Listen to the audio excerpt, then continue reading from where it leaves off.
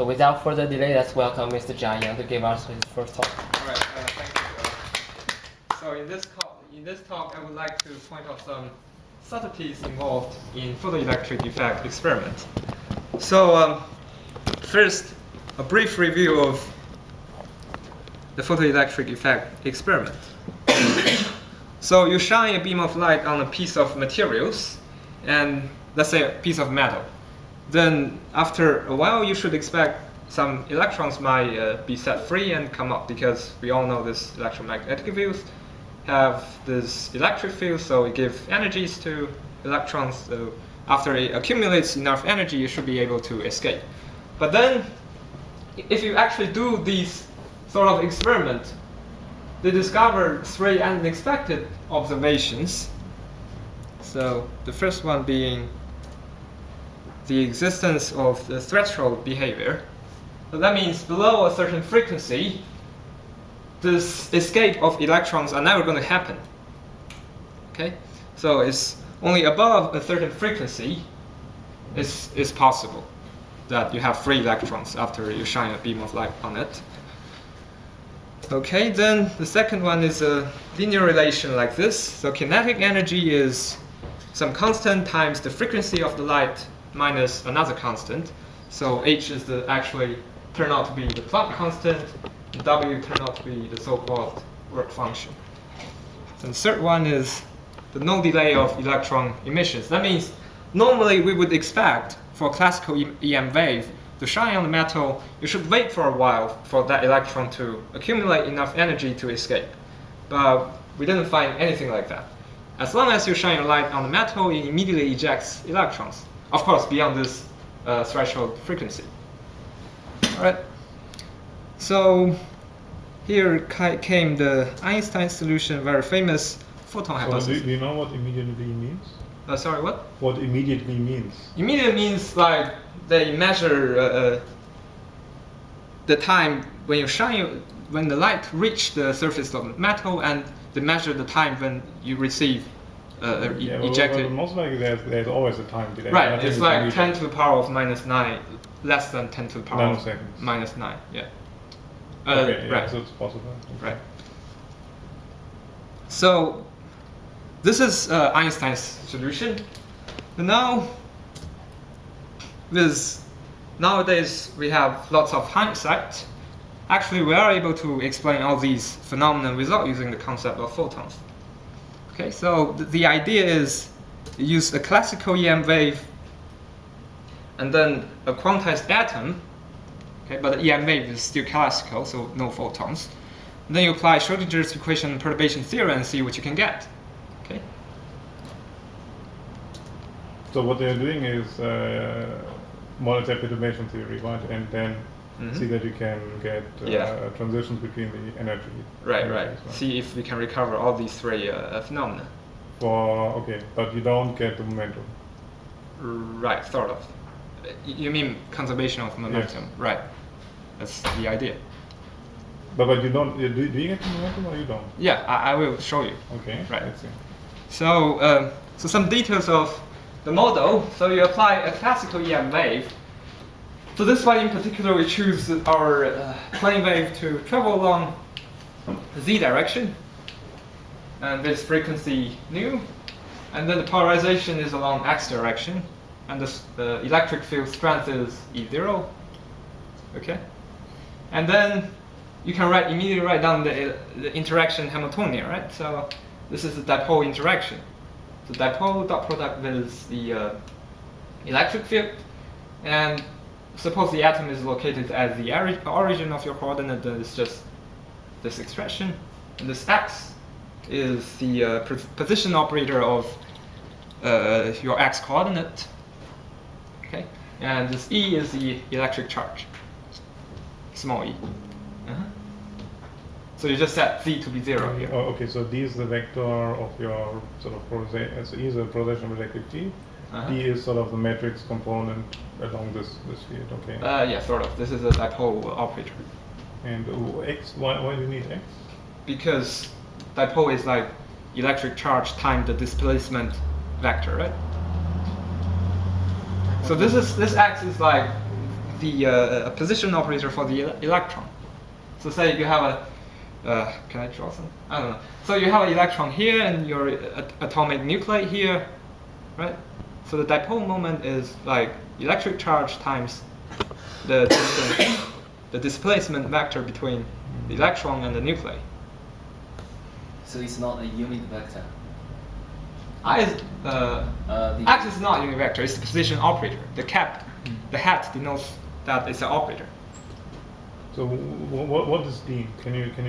D is the electric dipole. Right. Can you write it down? Okay, let's say. Do we have a marker here? Markers. Yeah, that's okay. So you have your atomic nuclei carrying some positive charge, and you have your electron carrying some this charge. Then the displacement vector is D. Sorry, I shouldn't use D actually. Okay, it's actually X. Okay, X now denotes.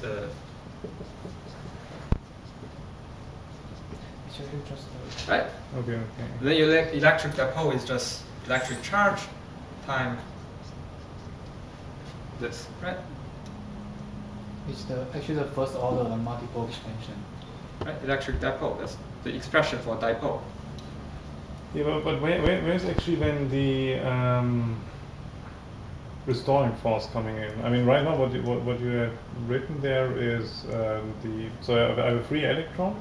I put in an electric field, and then of course I get not a necessarily force. free electron, just atomic system. You have atomic nuclei here, active charge here. Could be bound state, could be. Yeah, but I mean your.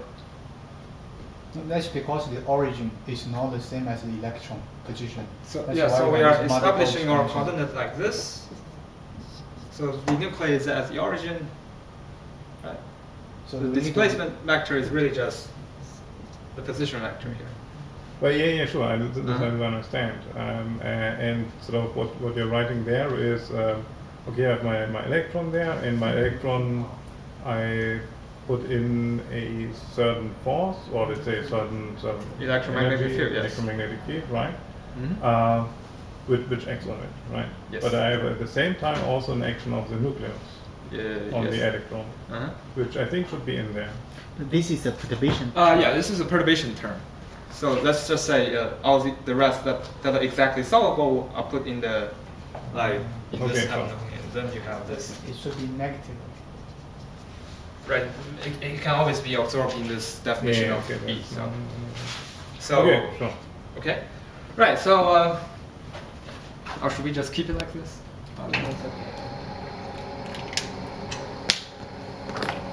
Sure, then this is the interaction Hamiltonian, then we immediately know how to apply this time-dependent perturbation theory. And suppose your electromagnetic field is turned on at t equals 0, then this is your first order result.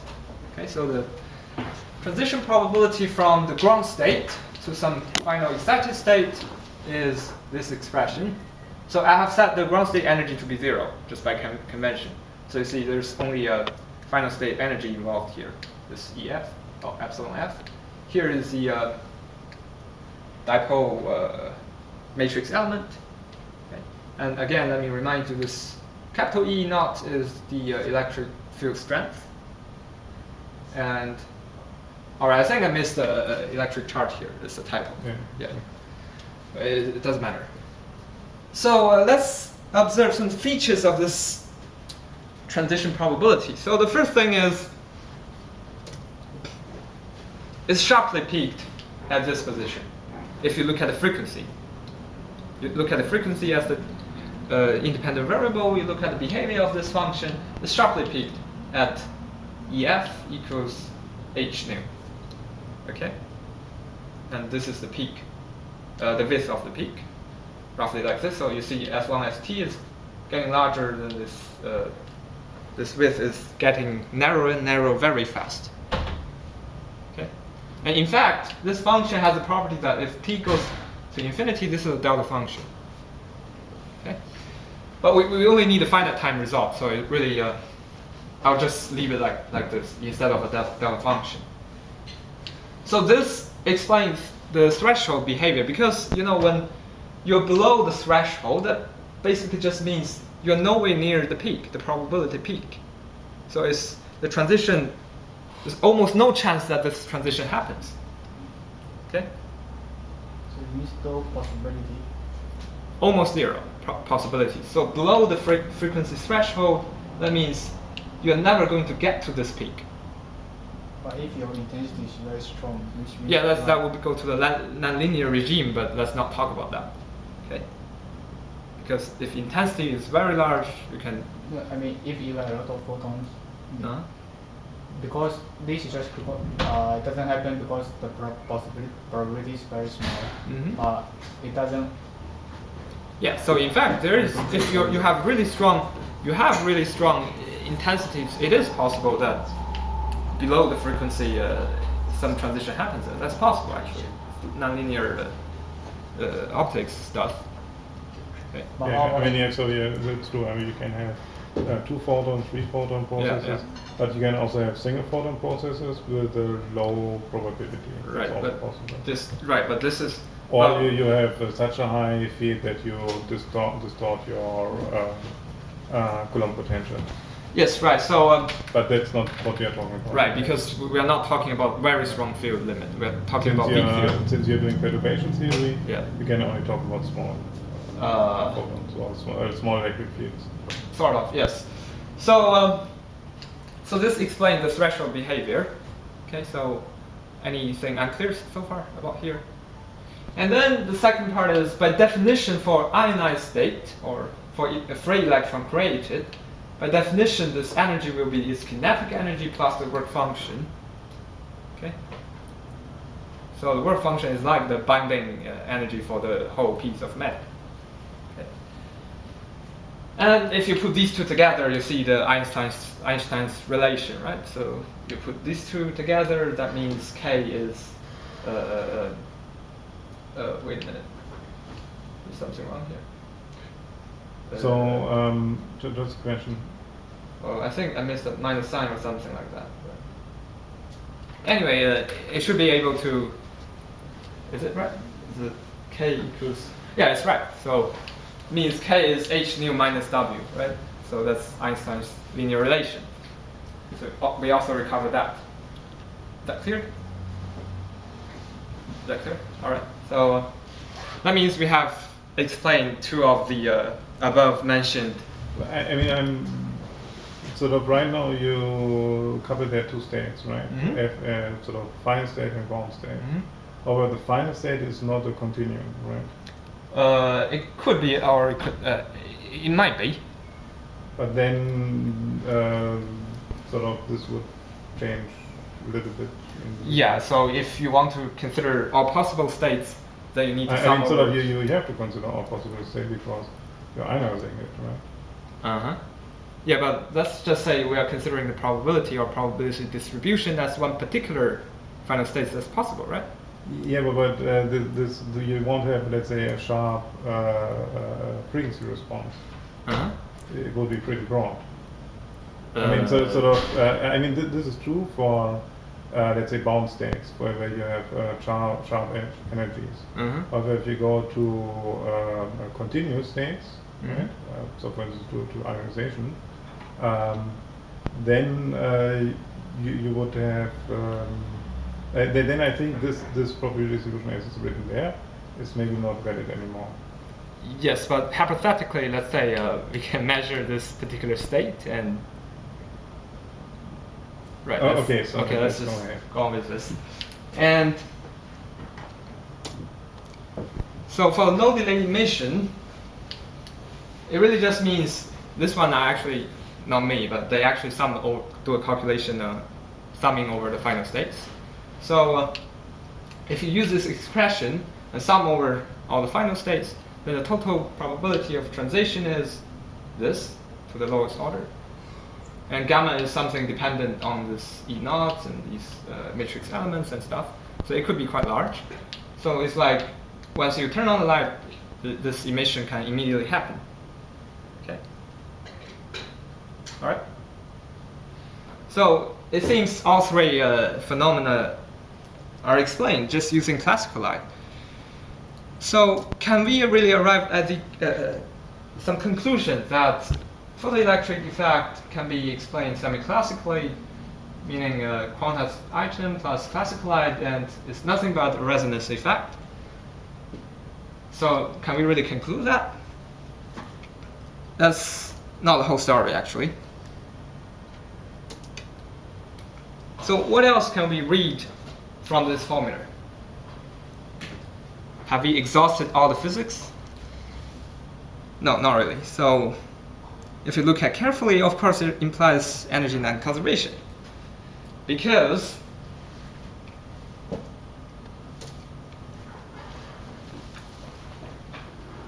sorry. For simplicity, let's consider a hydrogen atom because these data you are already familiar with.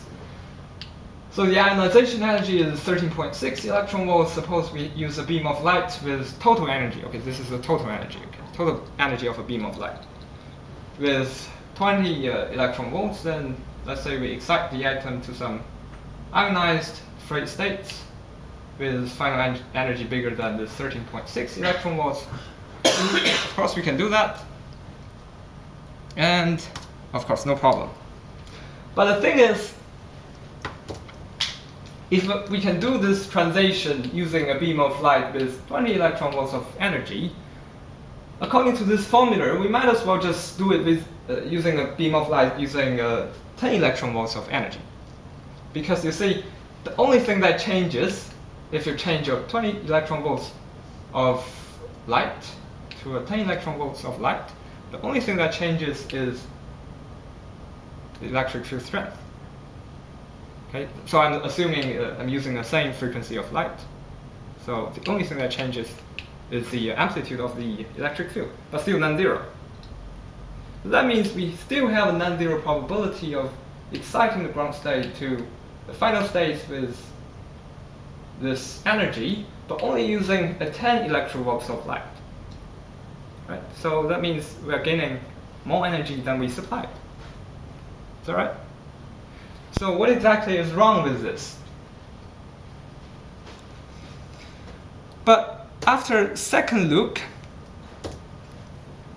the energy is still conserved statistically, because if we look at the expectation value or the average value of the excited final state energy, okay, if we look at the expectation value, it will be proportional to E0 square, right?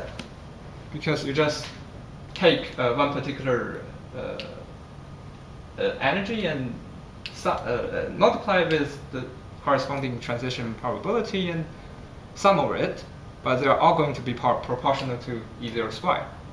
So finally, that means the total energy, the expectation value will be proportional to E0 square, and energy of input of EM wave is also proportional to E0 square, because it's just, we know this from classical EM, right?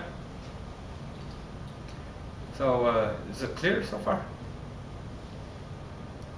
So this is of course, this analysis is qualitative in nature. You can make it more precise by going maybe to higher orders or some non-partitive method, but this thing really exists because, let's say, statistically, if you let your light to be dimmer and dimmer, and such that this E0 is approaching 0, then you'll see this excited atomic energy is also approaching to 0, so it's perfect, no problem. But if we look at it individually, even if you let your E0 approach 0, although this probability is approaching 0, but no matter how small, there's still a chance that we measure it such that it transits to energy like this. So energy conservation is broken.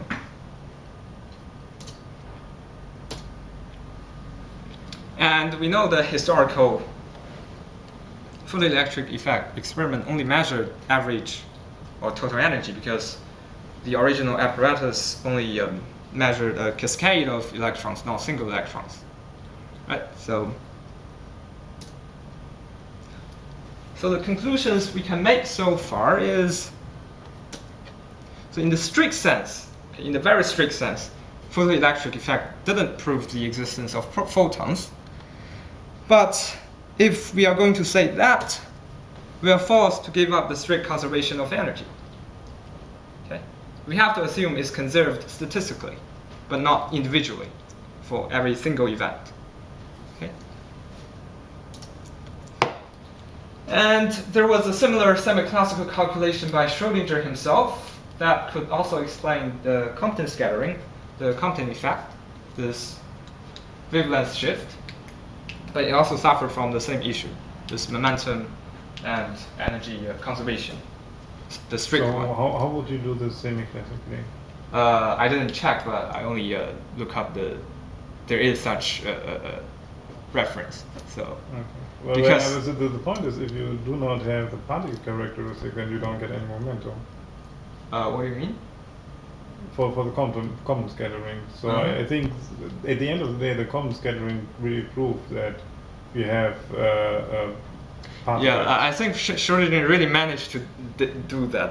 Well, just as we expected, photoelectric effect strictly proved the existence of photons. He really managed to prove there's a wavelength shift.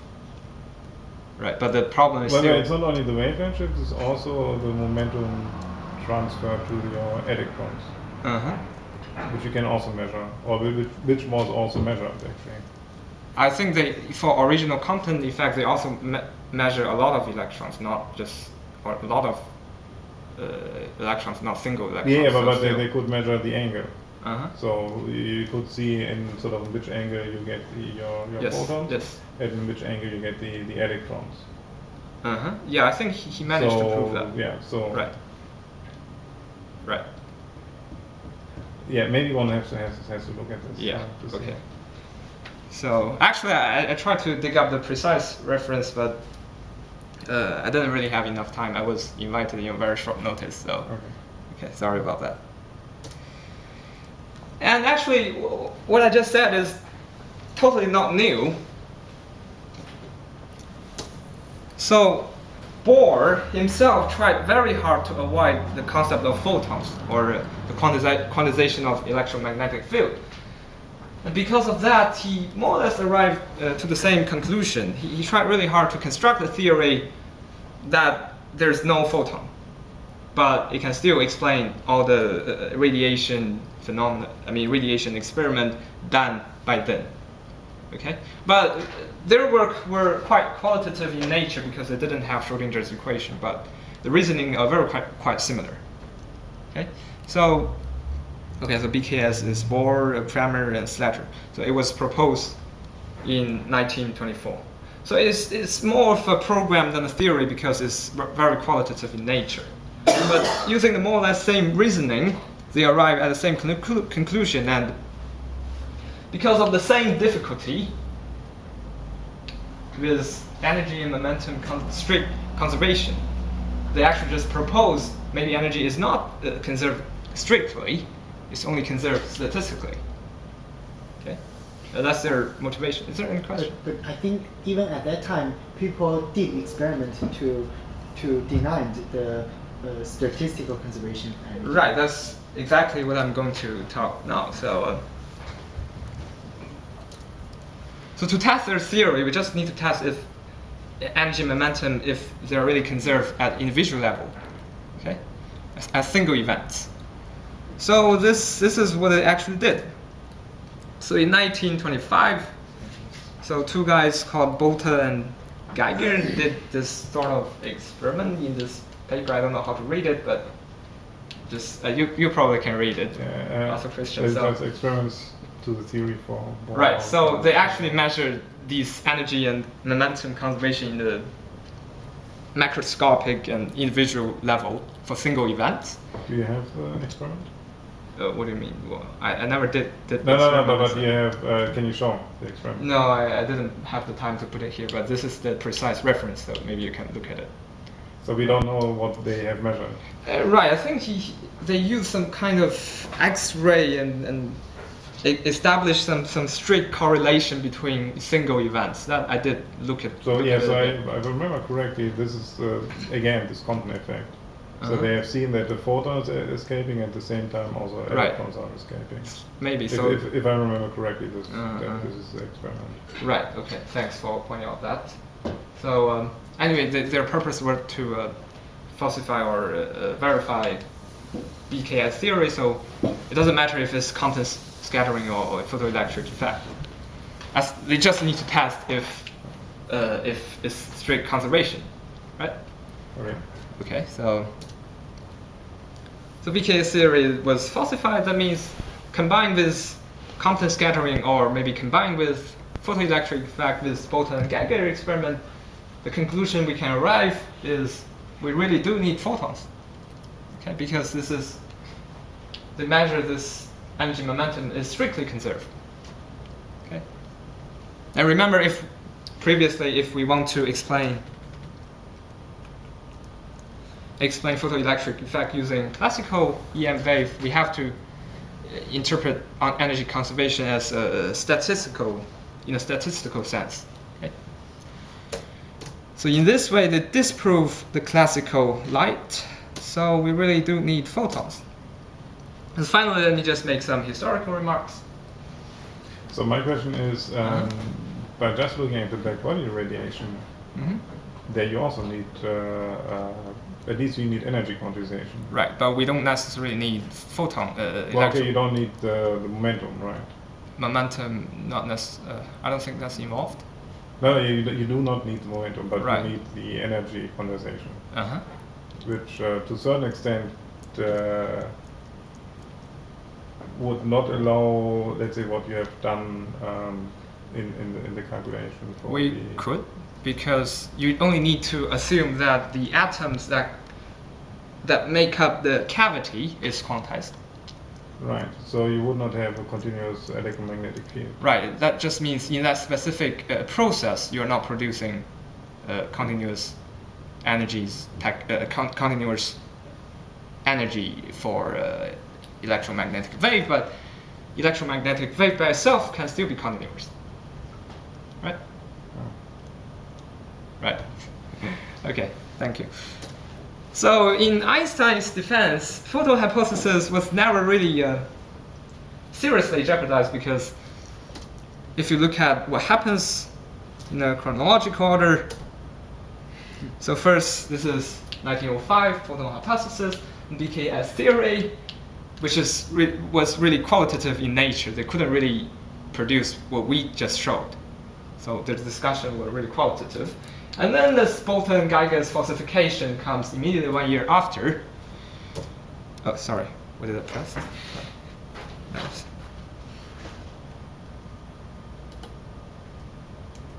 Okay, and then they came the Schrodinger's equation in the next year, which made the semi-classical calculation available. So you see, this is really ironic that the semi-classical picture was dead even before the semi-classical calculation was available. So I find it a little bit ironic. So anyway, and in BKS defense, it's not all useless, because according to some historians, okay, so this exemplified what's called ambiguously falsifiable, and indeed it only lived for 1 year. So I mean, experimentalists probably just love this kind of theory, so don't you? Right, and then, again, according to some historians, when they try to develop this BKS theory, they explore the math used for the later establishment for matrix mechanics. And then it inspired Born's statistical interpretation of quantum mechanics. This one is according to Heisenberg. Okay? And that'll be all. Finally, some acknowledgement. Thanks to Ben Crowell for initiating the discussion and pointing out many interesting references, and actually most part of the content is due to him. And then thanks Liu Yang for constantly pushing me to make a talk out of it, and actually I was really pushed. Anyway, thank you all for coming. And that'll be it. So are there any questions? So assuming actually, but just a question, assuming